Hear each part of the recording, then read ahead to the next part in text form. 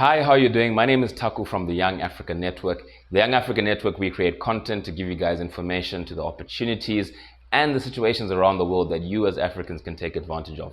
Today, we're going to be looking into the Senate hearing of the US Africa Command to give you a bit of insight as to the strategy that the US military is taking in Africa. This might be something that interests you, and if it is something that interests you, please like, subscribe, and support our content so we can continue doing research and giving you guys more meaningful information to build on your brands and build on your empires. Atlantic. China has already built and is currently operating several large commercial ports along Africa's west coast as a part of its Belt and Road Initiative.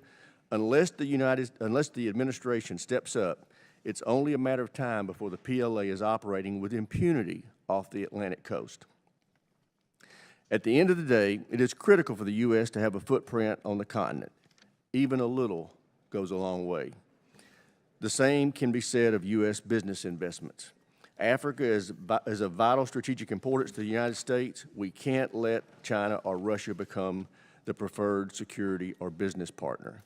I look forward to hearing General Langley and Kurilla's best military advice on how we can counter Iran, Russia, and China and better protect U.S. interests in their AORs. Thank you, Mr. Chairman. I slid right in there, didn't I, Joe? You're right on time.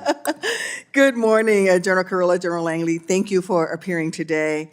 I have the honor of being a member of both the Senate Armed Services and the Senate Foreign Relations Committees. And because of this, I have a responsibility in ensuring strong interagency coordination to address pressing national security challenges.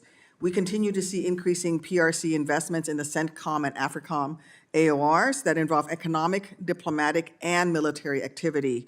This poses a threat to our national security, requiring strategic coordination across the interagency. So we must also leverage our allies and partners to counter this PRC activity. General Kurilla and General Langley, can you explain the importance of DoD working across the interagency, especially with the State Department and USAID, to counter malign PRC activity in your AORs, and how can Congress help you? Thanks for that question, Senator. And so collectively at our headquarters, we have representation across the interagency and also USAID and the Department of State. And collectively, when we campaign with our African partners, we take this into effect. We do this to counter, one, the information space. There's a number of things by Russia and China that are pushing and shaping onto our African partners, especially across their society, that changes ways and a departure away from international norms. So what we're doing is with activities and investments across USAID and the State Department to employ type of efforts that are unmatched, such as in global health. Just strategic health and is unmatched for what? Just one thing. When I was with Minister Councilor Marbury, we went to Zambia. We went to Zambia because we knew that they had already put out information about the helicopters that we delivered there for crisis response were all about fighting a war. That was a skewed message. But what it was, I was with Minister Councilor Berry, and she says, "Hey, tell what the numbers for PEPFAR are about. We saved 25 million lives. We increased the life expectancy by 20 years. When we started this 20 years ago with President Bush. This was, and others that supported these Congresses supporting funding of PEPFAR. That's something that's unmatched by our partners, by our competitors." Thank you. Thanks, Senator. Very similar in that we also have interagency representation across all of CENTCOM, and really it takes a whole of government approach to solve all of the challenges we have in the region. Thank you. And General Kurilla?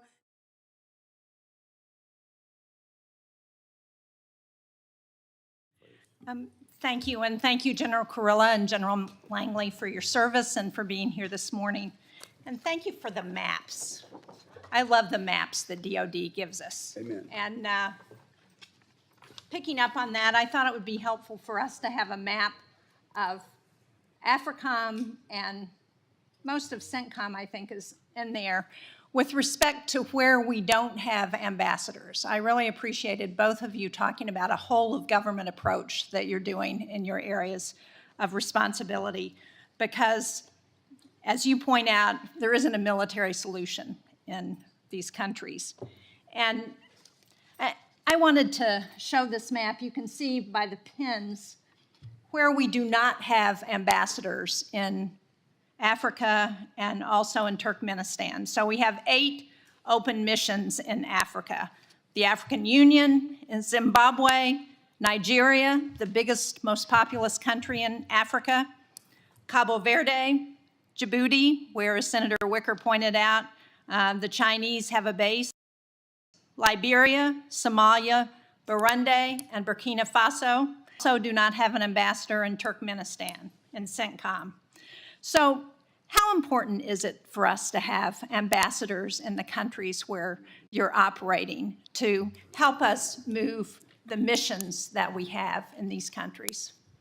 I'd ask both of you to respond to that. Senator, it's very essential that we have, especially with our whole of government approach. Our African partners understand that we're here to help them reach their overall national goals of stability and security. But when we bring our assurance actions and our African campaign plan and say 3D, they said, okay, then why aren't we important enough to have an ambassador? And so it does draw a strategic communication that can be exploited and leveraged by the Russian Federation and the People's Republic of China. It is certainly essential. Thank you. And I would point out that the PRC has ambassadors in all of those countries. General Kurilla. Hey, thank you, Senator. Actually, it's been a great year for CENTCOM in terms of getting ambassadors confirmed, so I thank this body for that. And in Turkmenistan, the recent ambassador did recently leave, so we actually had a very good, it's critical to have an ambassador. I talked to the ambassador from Iraq just this morning. Well, thank you. I would hope that our colleagues on both sides of the aisle, but particularly those Republican colleagues who have been blocking these ambassadors will help us get this done. It's in our national security interest to have ambassadors in these countries. It helps not just with your mission, but with other efforts that Americans are making in those countries.